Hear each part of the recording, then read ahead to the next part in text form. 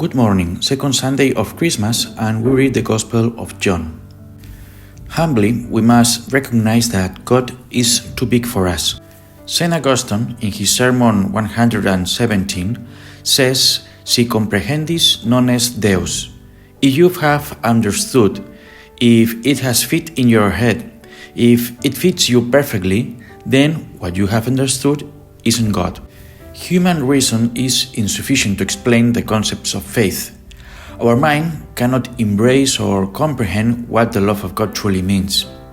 In the beginning was the Word, says the Gospel of John. Before the universe existed, there was God. God freely decided to create the universe with its natural laws inscribed, so that the universe could gradually give way to life and eventually to each one of our existences. God is love. This means that before anything existed, there was the infinite and pure love of God. And out of that love, He decided to create and then to become man, to take on human nature so that we could see with our own eyes the extent to which God loves us. The incarnation, passion, and resurrection of Christ are so far beyond our capacity for rational comprehension that our minds makes many efforts to decompose this divine mystery and make it fit into our limited reason.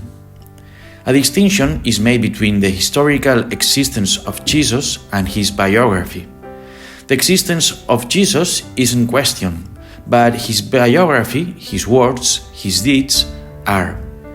We hear nowadays that Jesus Christ did exist historically, but that the Gospels are very poisoned by the Greek and Roman philosophy of St. Paul, that 90% of what we know about Jesus is pure myth and only 10% is really historical, that the miracles of Jesus are invented, that his birth is a copy-paste of the myth of Horus in Egypt and the myth of Mithras in Persia or Apollo in Greece.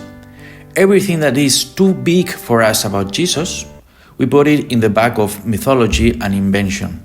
It's the ancient paganism which today has become a neo-paganism. In the main squares of some European cities, under the pretext of a secular state that embraces all beliefs, the traditional Christian nativity scene is replaced by symbolic figures or sculptures that have nothing to do with the Sacred Family. Moreover, in certain circles, it's frowned upon to wish Merry Christmas to another person, and it's replaced by a timid Happy Holidays or Happy Winter Solstice. A few years ago, the movie Don't Look Up, starring Leonardo DiCaprio and Jennifer Lawrence, was released on TV platforms. This black comedy and American science fiction tells us how two low-level astronomers from the University of Michigan find out that a comet is inexorably approaching the Earth and that in 6 months it will destroy our planet.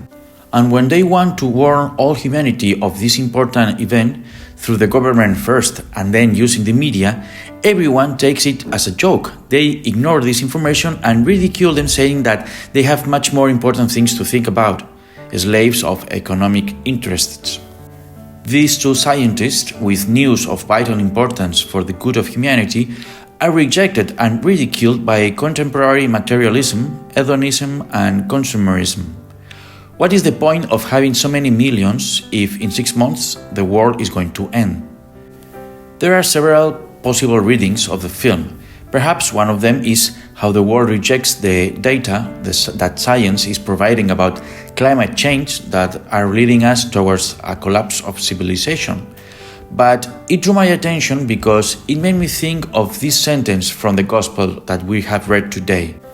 The Word was in the world, and though the world was made through him, the world didn't recognize him. With evangelization, with the announcement of Jesus' message, we can feel the same rejection as these two scientists in the movie Don't Look Up. We want to announce to the world something very important, the historical event of God's coming into the world to visibly manifest his love for each one of us. But the world rejects this idea, ridicules it. Indeed, in your midst there is one you don't know. But let's make clear that they don't reject Jesus with bad intentions. I am convinced that deep in their hearts they have the best of intentions. After all, we all seek to live in truth in our lives.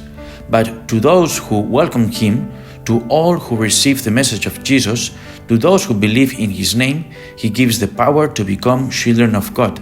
That is, to experience themselves as beloved children and not simply a casual fruit of a purposeless evolution. And God bless you.